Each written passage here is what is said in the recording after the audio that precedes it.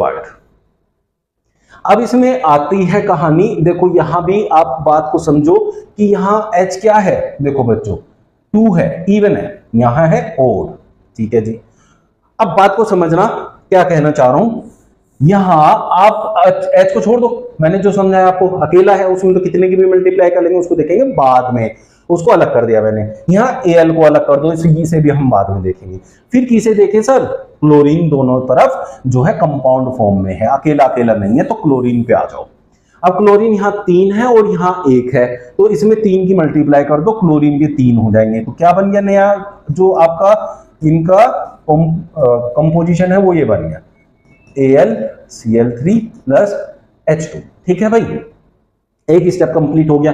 एक step complete होते ही अब यहाँ एक कहानी हो गई, वो क्या हो गई, Cl के 3 करने के चक्कर में H के भी 3 हो गए और H के यहाँ 2 है। अब हम H के में तो कितने की भी मल्टीप्लाई कर सकते हैं, लेकिन वो मल्टीप्लाई क्या करूं कि 3 के इक्वल आ जाए, 1.2 की 1.5 की मल्टीप्लाई कर दो। लेकिन जब भी मॉलिक्यूल्स की वैल्यू होती है वो कभी भी एटम्स की वैल्यू और वो मॉलिक्यूल्स की वैल्यू आपकी 1.5 हो ही नहीं सकती, ये आपने पढ़ा 9th क्लास में। तो ये पॉइंट्स में लेना नहीं है, तो इसलिए इसे हम नहीं कर सकते। चलिए, तो फिर अब कौन सा तरीका है सर, फिर तरीका ये है कि इधर जो ओड है और इधर जो इवन है, इनको दोनों को इवन बना दो।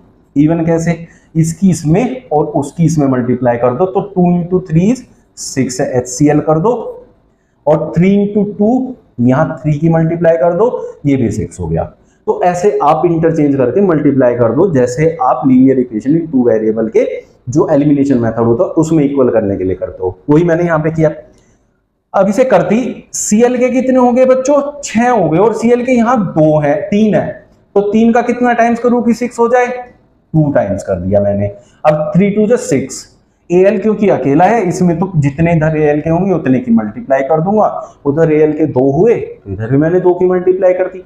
अब ऐसे करके ओड इवन वाले झंझट से बाहर निकल जाते हैं। ये थे ओड इवन वाली इक्वेशन, मैंने ऐसे एग्जाम्पल लिए हैं जिससे हर टाइप का जो इक्वेशन है वो आपको क्लियर हो जाए, ठीक है बच्चों। अब आप देख सकते हैं Al के यहाँ 2 है, यहाँ भी 2 है भाई, H के यहाँ 6 है, 3 2 जा 6, H के 6 है, क्लोरीन के 6 1 जा 6 है, 2 3 जा 6, यहाँ भी क्लोरीन के 6 है, हो गई ना बैलेंस। ऐसे करके बैलेंसिंग करते हैं, 2 से 3 स्टेप में हर किसी भी इक्वेशन का आंसर आ जाएगा।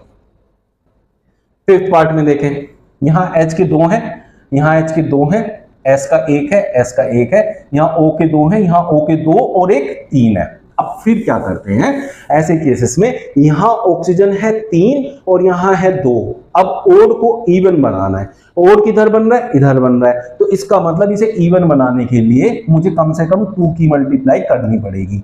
ऐसे कर दिया मैंने। अब मेरे पास ऑक्सीजन 2 ये रहे और 2 ये रहे, ऑक्सीजन 4 हो गए, इवन बन गया। इसको मैं कुछ भी कर सकता हूँ क्योंकि ये अकेला है, 2 से मल्टीप्लाई की तो ये भी हो गया 4, ऑक्सीजन के मेरे 4 हो गए, ठीक है। अब यहाँ क्या है, H2S है, H के देखो यहाँ कितने हो गए, 4 हो गए, 2 2 जा 4। अब यहाँ H के हैं खाली 2, तो 2 से मल्टीप्लाई कर दो तो H के कितने हो जाए, 4 हो जाए। H के 4 हो गए, S के भी तो 2 हो गए, यहाँ S का अकेला है तो S के 2 कर दिए मैंने, लो जी S के 2 कर दिए, प्लस 2H2O। S के 2 करने के चक्कर में अब मेरे पास क्या हुआ, देखो बच्चों आपको एक एक स्टेप आगे लिखते रहना है, ये थोड़ा सा इसको बदलने के चक्कर में वो बदल जाएगा तो अगले स्टेप में उसको चेंज कर देंगे, हमने कोई नए स्टेप में भी कर सकते हैं, बट एक स्टेप में करोगे गलतियां हो जाएंगी, स्टेप बढ़ा दो। अब मैंने क्या किया, इसको बराबर कर दिया, इसको S के यहाँ 2 हो गए, लेकिन ऑक्सीजन के 2 2 जा 4 और 2 यहाँ है, ऑक्सीजन के 6 हो गए।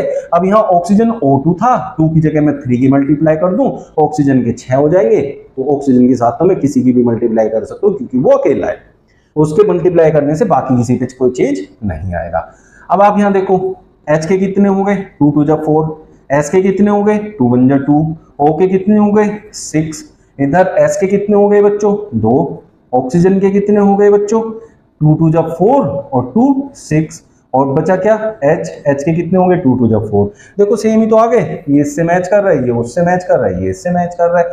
तो इस तरीके से आप जो है बैलेंसिंग बहुत इजी तरीके से सीख सकते हैं और कर सकते हैं।